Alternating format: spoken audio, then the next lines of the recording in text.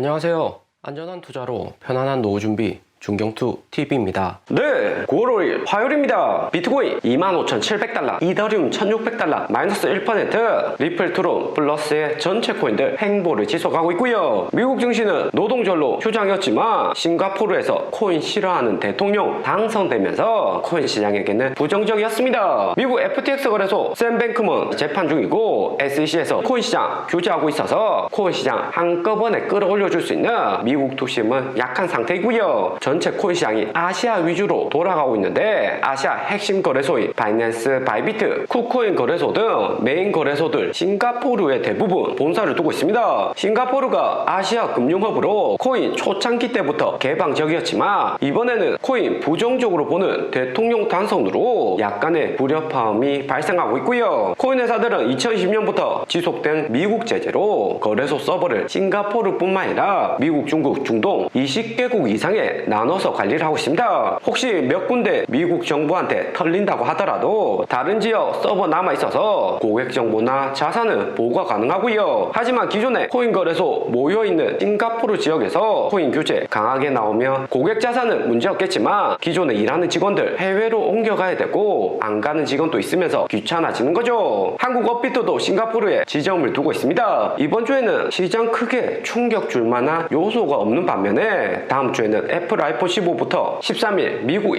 인플레이션율까지 시장 충격 줄 만한 요소가 쫙 깔려 있고요. 아이폰 15가 전자 14에 비해서 혁신도 없고 테슬라처럼 중국 내 판매 감소나 마진율 하락 리스크가 존재를 하고요. 애플이 이번에도 아이폰 15 가격 인상하며 성능 크게 개선도 없고 문제가 발생할 수가 있죠. 거기에 중국발 스마트폰 혁신이 심상치가 않습니다. 하루 전 이야기 드렸던 중국 1등 스마트폰인 화웨이가 새로운 출시를 했는데 애플의 경쟁자로 부각이 될 수 있고요. 화웨이가 비상장 회사라 주가는 볼 수 없지만 이번 화웨이 7나노 탑재시킨 스믹 SMIC 반도체 파운드리 주가는 하루 만에 플러스 10% 반등을 했습니다. 화웨이에서 반도체 설계하고 스믹에서 제조를 한 거죠. 스믹 2021년 40 홍콩달러 고점까지 아직은 멀었지만 하루 만에 플러스 10% 이렇게 상승하는 경우는 획기적인 호재가 있다는 거죠. 화웨이가 신규 출시한 메이트 프로가 아이폰 14 성능과 비슷하다는 벤치마크 결과가 나왔습니다. 시간이 좀 더 지나야지 성능에 대해서 확실히 알 수가 있겠지만 중국 반도체 시장이 커져가는 거고 애플 주가에는 부정적이고요. 기존에 애플 구매하던 중국인들 애국심 정서로 인해서 화웨이로 일부 돌아갈 수가 있는 거죠. 궁극적으로 중국 옆에 있는 한국 삼성전자나 일본 반도체 산업에도 부정적인 영향을 끼칩니다. 중국 반도체는 2017년부터 미국 제조로 발전 속도가 늦지만 이후 정부 주도로 빠르게 성장을 하고 있고요. 시진핑 정권 아래서 작년 9월 대대적인 반도체 숙청이 있었고 중국 하면 관시나 뇌물, 비리가 연상되는데 정부에서 싹 쓸어버린 거죠. 중국 정부에서 반도체 자금을 천문학적으로 투입을 해도 돈만 들고 성과는 없었습니다. 현재 스믹의 CEO는 양몽송인데 TSMC에서 17년 근무하면서 이 기간 동안 TSMC가 글로벌 탑으로 오를 수 있게 한 핵심 인물이고요. 사진만 봐도 학자 출신으로 욕심이 적고 연구 위주의 인물이라는 게 연상이 됩니다. 미국 UC 버클리 박사 출신의 한국 성균관대 교수 삼성전자에서도 근무를 했었고요. 중국 정부가 원하는 인재가 TSMC에만 근무한 것보다 삼성까지 두루두루 일했던 인재를 선호를 합니다. TSMC는 애플, 테슬라 반도체 칩 하청받아 생산하지만 삼성은 반도체 생산과 더불어 스마트폰, 노트북, 태블릿까지 직접을 생산하고요. 때문에 중국이 원하는 그림에 부합되는 인물이 양몽송인 거죠. 2017년부터 스믹에 이직하고 나서 공동 CEO로 있는데 CEO로 있는 동안 20나노 칩 건너뛰고 14나노 반도체까지 양산 성공했습니다. 이번 7나노 반도체 양상은 TSMC, 삼성전자 사용하는 EUV 최신 장비 사용 못하고 중국 내 자체 개발한 장비를 사용했다고 하고요. 한국은 반도체 역사 오래되고 뉴스 신뢰도도 가장 높습니다. 전문성이 있죠. 국내 뉴스에서도 스믹의 양산 가능성이 매우 높고 빠르게 한국 따라오고 있다고 합니다. 중국이 반도체 반도체 사활을 걸고 집중하는 이유가 중진국의 함정에서 빠져나오려는 게 핵심이고요. 해외 에너지 의존도가 70% 이상으로 인구도 14억인데 수입되는 에너지가 엄청납니다. 그런데도 중국 전체 수입품 중에서 가장 많이 수입되는 품목이 석유가 아니라 반도체가 1등이고요. 중국이 글로벌 공장이라는 별칭이 있듯이 글로벌 가전이나 노트북, 애플, 아이폰도 중국에서 대부분 생산을 합니다. 그만큼 중국 내 반도체 소비가 많다는 거죠. 그리고 한국 역시 삼성전자와 반도체가 경제의 핵심이라서 저가 중국 반도체 대량으로 시장에 풀리게 되면 삼성전자 주가와 한국 경제에도 부정적일 수가 있다는 거고요. 일본이 디램 파운더리 한국에게 다 뺏기고 잃어버린 30년 되었다가 최근 들어서나 주가가 조금 상승을 하고 있습니다. 삼성전자 매출 하락하면 외화 진입 작아지는 거고 2030 세대 수익도 줄어들면서 기존의 비싼 부동산을 구매 못하는 거죠. 부동산 경기 하락하면서 한국 경제에는 치명타가 될 수 있습니다. 하지만 이건희 전 삼성 회장 시절부터 삼성은 이런 리스크 견뎠던 적이 한두 번이 아니고요. 중국 반도체 시장 어떻게 움직이는지 판도도 잘 읽고 있어서 5년 정도는 문제는 없어 보입니다. 그리고 5년 이후는 그때 가서 생각하면 되고, 중국이 7나노 기반으로 해서 파운더리 산업에서 수익이 나기 시작하면